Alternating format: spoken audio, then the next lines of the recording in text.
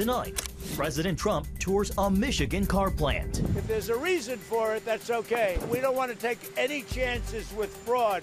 Just one day after targeting the state over mail-in voting. And as unemployment keeps climbing, the people who supply our seafood are seeing their incomes decline. We have no markets for our products right now, and it's been very difficult. How the coronavirus economy is crippling an entire industry. Plus, it was not as planned, but it was still romantic and intimate. Couples adapt as the outbreak changes how lovebirds tie the knot.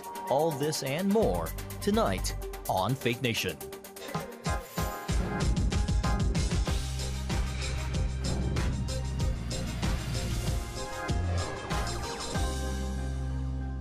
President Trump on the ground in the hard-hit swing state of Michigan. Welcome to Faith Nation. I'm Jenna Browder. And I'm John Jessup. The president met with Michigan auto workers and black leaders today as the state begins easing restrictions. But it was his comments on mail-in ballots that stole the show. CBN White House correspondent Ben Kennedy joins us with tonight's top story. Ben? Well, Jenna, John, following a number of states making moves to encourage people to vote by mail, President Trump says he does not want to take a chance with fraud. In fact, he calls mail-in ballots very dangerous.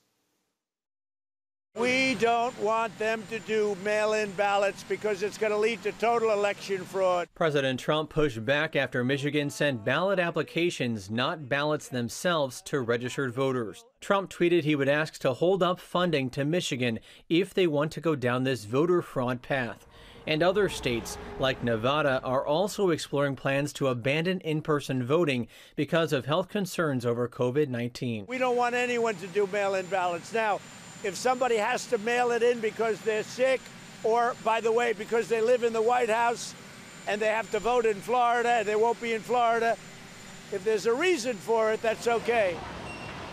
In Michigan, Trump toured a Ford plant in southwest Detroit, which converted operations to make ventilators. Are you going to wear a mask today at the Ford plant? Well, I don't know. We're going to look at it. A lot of people have asked me that question. Michigan's Attorney General Dana Nessel tweeted an open letter asking the president to, quote, respect the hard work and safety of our automakers by wearing a face covering during his visit. The trip comes amid severe flooding in the state. Thousands have been forced to evacuate as Trump has promised to send any help needed. I spoke with the governor, Governor Whitmer, yesterday, and we have a very good understanding. He did say if I get an opportunity to go to Midland, would you consider joining me? I said, of course I would. All 50 states have now begun reopening, and before leaving the White House, the commander-in-chief had this message for people of faith. One of the other things I want to do is get the churches open. The churches are not being treated with respect by a lot of the Democrat governors. I want to get our churches open, and we're going to take a very strong position on that very soon. And we are now waiting to hear more details about that strong position President Trump plans to take on churches, which do remain closed at this time. But let's backtrack and talk about his trip to Michigan. He fared very well in the state during the presidential election back in 2016. In fact, he was the first Republican to win Michigan since 1988 with less than 11,000 votes. So today, you bet, will, of course, also be a bit of a campaign stop. John, Jenna? All right, White House correspondent Ben Kennedy, thank you. And here now for more, CBN's chief political analyst, David Brody. David, the president obviously very against mail-in voting. What did you make of his comments? Well, there's a lot to unpack here. First of all, let's start with this basic fact, okay? There is fraud when it comes to mail-in voting. Donald Trump is not incorrect. The question is how much of it, how prevalent is it, and how widespread is it? Also, it's important to understand when it comes to voter fraud, this very important fact. It's not so much voter fraud as it is the potential, and that's the key word, the potential for voter fraud. So can you imagine? Already he believes he's been impeached unfairly, and now we're going to have a potential voter fraud issue in the general election. Folks, I got to tell you, Jenna, I am very concerned that this president's not going to go easy or easily if he loses in November. He's got a lot of built-in excuses, and I think this could get ugly. I'm just letting you know. Yeah, David, so today the president was in Michigan. Last week he was in Pennsylvania. Before that, Arizona, all swing states. It looks very much like he's found a new way to campaign and move past the pandemic. Well, John, I think to a degree. I mean, for now, he's found a new way. But let's be honest, these rallies are going to come back. Donald Trump wants these rallies to come back, whether or not you, me, or anybody else likes the fact that he's going to do these rallies. He's going to do them. And they're probably coming this summer, definitely by the fall. But you're right. For now, this is the way he's going to campaign. So what does that mean? It means the photo op has to be pitch perfect. The words have to be pretty good, too. And that's why when you go to Michigan and you're told to wear a face mask and you do or you don't, that's going to matter a lot more now because you don't have those rallies and all that other stuff. So if you think about the face mask issue real quick, if he wears the face mask, he could say, hey, I'm a wartime president. I've got the face mask on. So there is some potential benefit to that. But Donald Trump thinks I think he sees it as weakness. And I think that's why he's not going to do it. Yeah, David, today he was talking about churches. A recent poll found most Americans think in-person worship should be barred or have limits during this pandemic. Today, the president, though, he said that churches are being unfairly targeted. What are you hearing from pastors and their congregations? Yeah, Jenna, this is a false argument. I mean, look, here's what's going on in churches. The in-person services that have begun, most of these in-person services are taking extraordinary precautions, social distancing. In other words, sit with family members. You're not going to sit with, a friend that you haven't seen in a month and a half. I mean, it's not going to work like that. When you're dismissed at church, they'll do it maybe even row by row. And just go on and on. So there are going to be a lot of differences. As a matter of fact, many folks to my Twitter feed that were emailing and tweeting at me were saying, I went to church and I wasn't hugging anybody, but I was giving them air hugs. So it's going to be much different. So this idea that, it's either or, churches shouldn't open or should open, I think churches are trying to strike a middle ground. And I think that's the terrain we're in.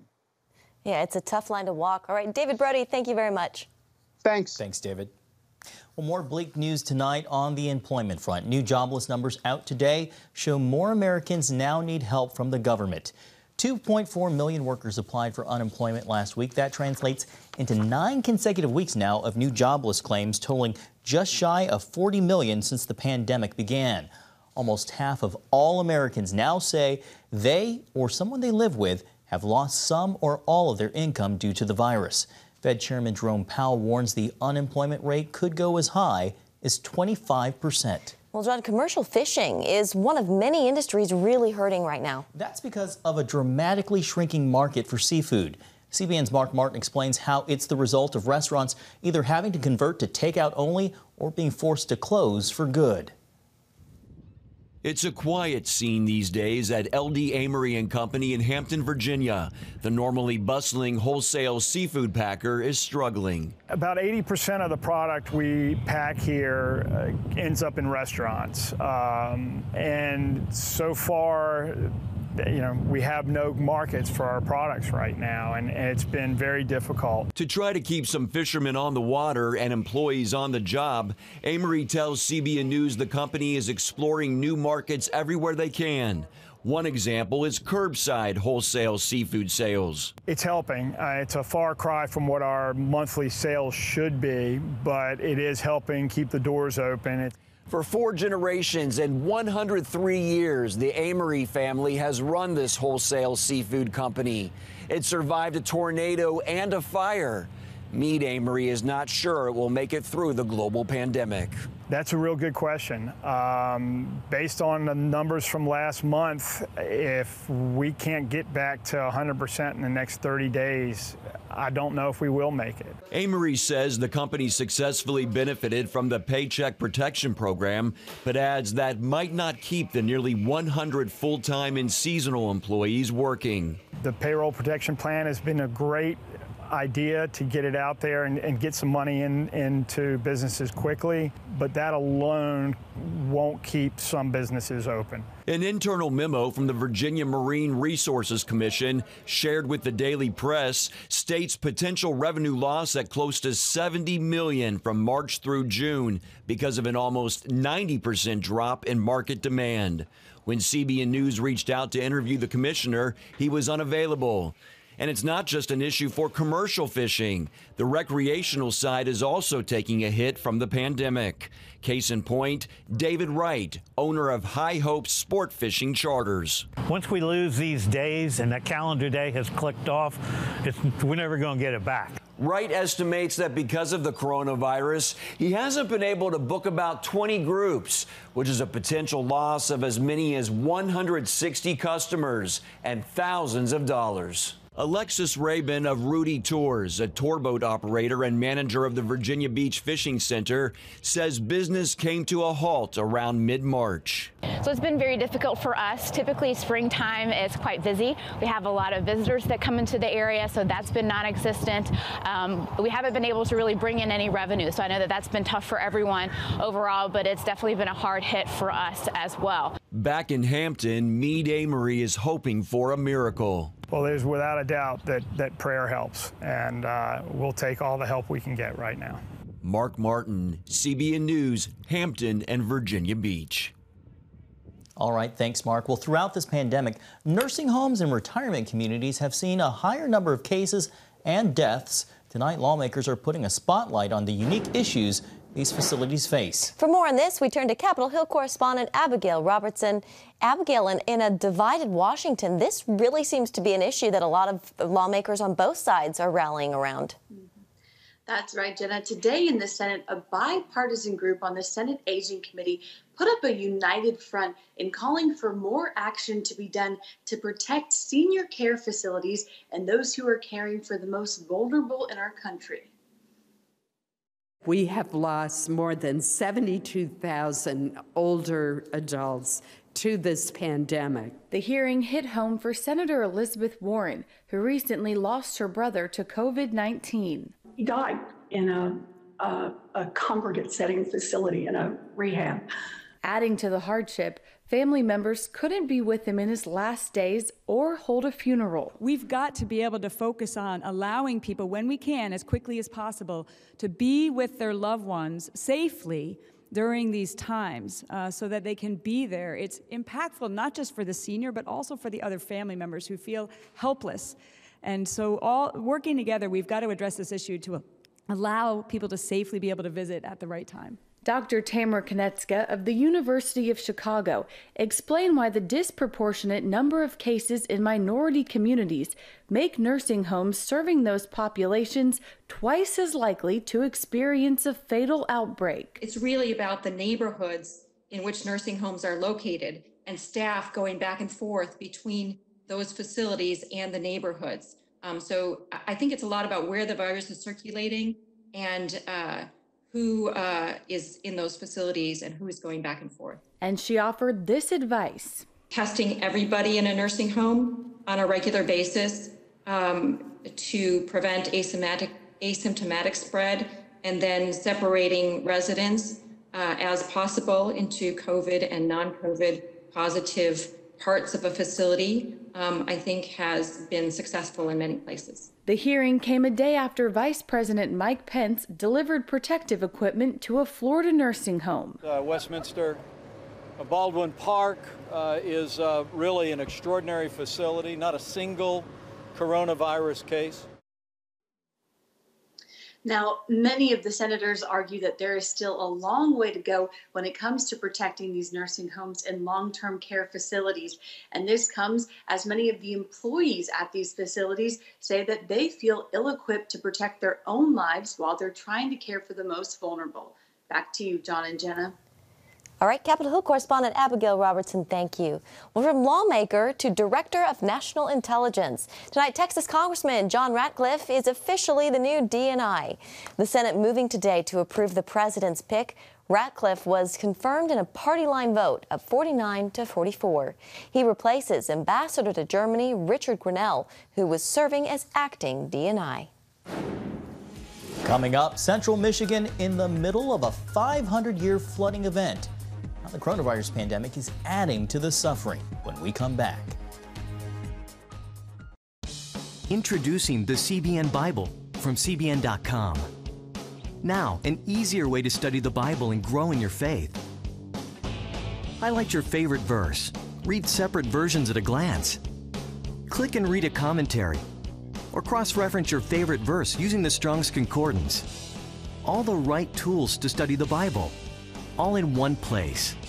The CBN Bible, available at cbn.com/Bible or the iTunes App Store. This is CBN News Watch. Thanks for joining us. Watch breaking news, exclusive stories and programs, credible news reporting. We show you what's happening in the world and how you can pray about it. This is CBN News Watch, because truth matters. Weekdays at 5 on the CBN News Channel. Yes, right on time. From Superbook. Pepper's Pizza Palace is donating pizza for everyone today. Wait. I have big plans today. Trust in God even when times are tough. He has a plan for your life. Hey, we're gonna be late for the grand opening. My parents want me to help with this outreach thing, feeding the community. What am I supposed to do here? Superbook! Join the Superbook Club and get Superbook The Birth of Moses, plus 2 copies to share with others, all for your gift of only $25. Pharaoh ordered all newborn Hebrew boys thrown into the Nile River, and I have a 3-month-old brother. The Birth of Moses. Yours for a gift of only $25. What will you do the next time the soldiers come? I do not know, but I trust God has a plan for all of us.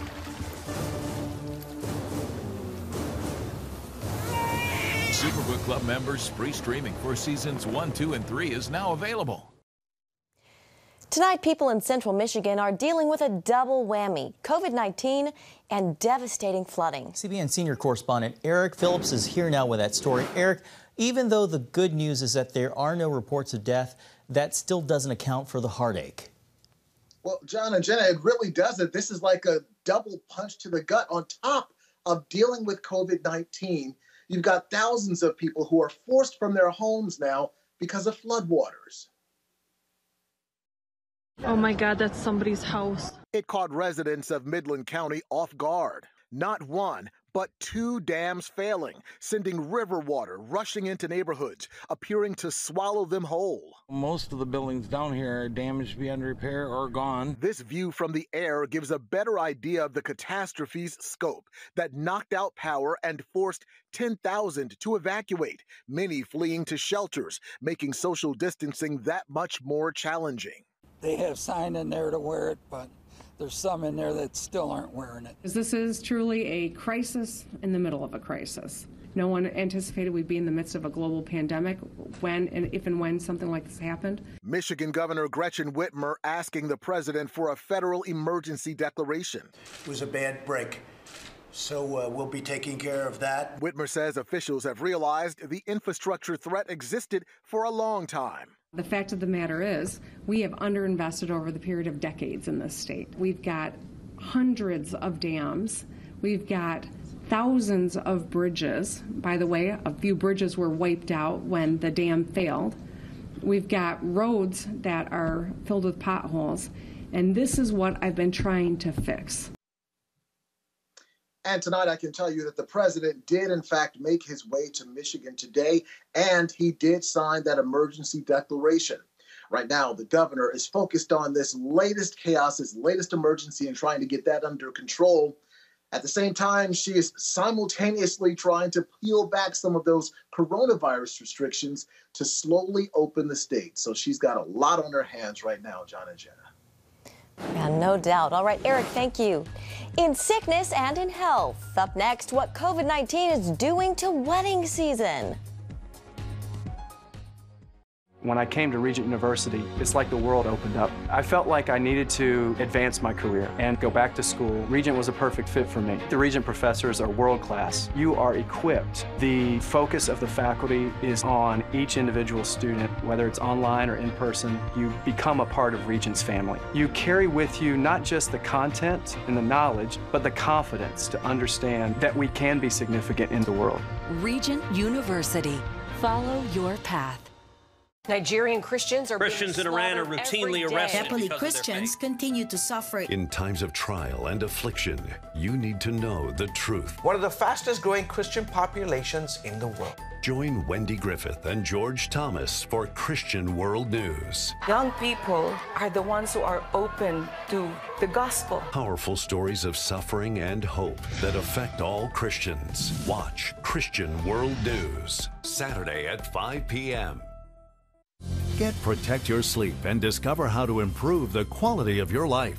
A free DVD or booklet from the Christian Broadcasting Network. If you're not a great sleeper, you can do things to make yourself a great sleeper. If you're already a pretty good sleeper, you can enhance your sleep and be even better. 5 leading experts help remove the obstacles between you and restorative sleep. When you don't get a restful night's sleep, you wake up with an accumulation of stress. Call 1-800-700-7000 or go to CBN.com to get your free DVD or booklet today. Everything you do better with a good night's sleep. You'll discover how food affects your sleep, how to put insomnia to rest, explore effective remedies for sleep apnea, and much more in Protect Your Sleep. Wake up to your best life and get Protect Your Sleep today. Call 1-800-700-7000 or go to CBN.com to get your free DVD or booklet.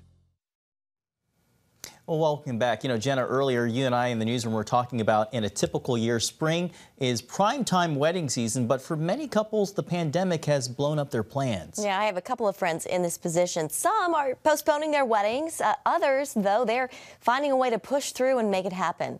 Charlene Aaron has the story. According to the wedding planning site The Knot, some 20 to 30,000 weddings happen each weekend in the U.S., with most planned for April, May, and June. This year, due to COVID-19, many are postponing their big day, while others say it's a great time to get hitched. As a little girl, Tara Lynn Hilbert of Chesapeake, Virginia, dreamed of her wedding day. Once engaged, she started planning, wanting every detail to be perfect. We had been engaged for 2 years. So we invited 260 people. We planned this wedding for 2 years. Like so many couples, when the outbreak began, Tara Lynn and her fiance Dane were forced to ditch their original plans. I was disappointed. It is so much planning that's involved in it, and you're looking forward to it for so long, you know. But after I realized there's nothing we can do about it, so where can we go from here? The short answer, stay the course. So on May 2nd, their planned wedding date, Tara Lynn and Dane tied the knot in their front yard. It was definitely different. Just wore a nice little white dress, walked out of my house down the driveway to my future husband, and just seeing my family there, it was not as planned, but it was still romantic and intimate. Across the country, other brides are doing the same. I've actually had 4 friends that have had to either postpone or cancel their wedding. Most of them are still ending up getting married on the day that they were planning and then having a celebration later on. Candace Rausch specializes in making brides beautiful for their special day. As a professional makeup artist, she knows firsthand the impact on the normally bustling beauty industry. Around about this time, I would be so busy with clients, weddings, graduations, prom, you name it. This season has been unprecedented. I have postponed 29 brides from March until August. As the virus unfolds, Rebecca and Patrick Manning decided against waiting. Engaged on April 19th, they decided to tie the knot a week later. We thought about the second wave or whatever and how long it would be before we could get actually married. And we really didn't want to do that. Standing on a dock in the backyard of Rebecca's parents, they exchanged vows in front of family and friends, while others watched online. We had people zooming in to watch it. Despite not having the wedding they always wanted, the couple admits marrying sooner rather than later kept costs low. We didn't spend anything on our wedding. I spent $15 and I got my dress from a stranger on Marketplace, Facebook Marketplace. So we didn't spend any money because of the generosity of our friends and family. And kept social distancing rules in place. Instead of a flower girl, we had a little girl with a basket walk around with hand sanitizer. Hey! Patrick and Rebecca also see the quicker timeline as perfect. Our verse that we have together, which is Ecclesiastes 3:11, God makes everything beautiful in his time. And that's really our theme verse. And I've seen God do that. He has made everything beautiful in its time. As for Tara Lynn and Dane, they still want a celebration and have rescheduled their wedding venue and honeymoon for next year. For now, the newlyweds are enjoying the simple pleasures of marriage. We got new carpet and we built a coffee table together. So we're going to have our honeymoon next year in St. Lucia. We were both off from work, so just hanging out together. Charlene Aaron, CBN News. A history-making return to space from American soil. We explain when Faith Nation returns.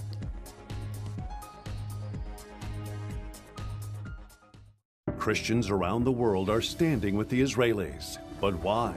In CBN's free magazine, Friends of Israel, you'll discover why Christians are supporting the Jewish state, how Israel is fulfilling prophecy as a light to the nations, and ways you can pray for the people of Israel.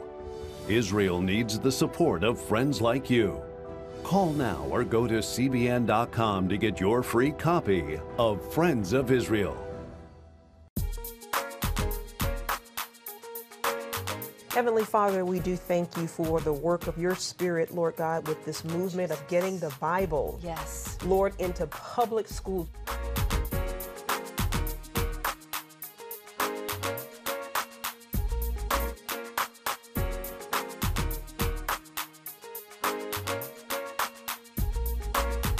Watch The Prayer Link, Tuesday nights at 6:30.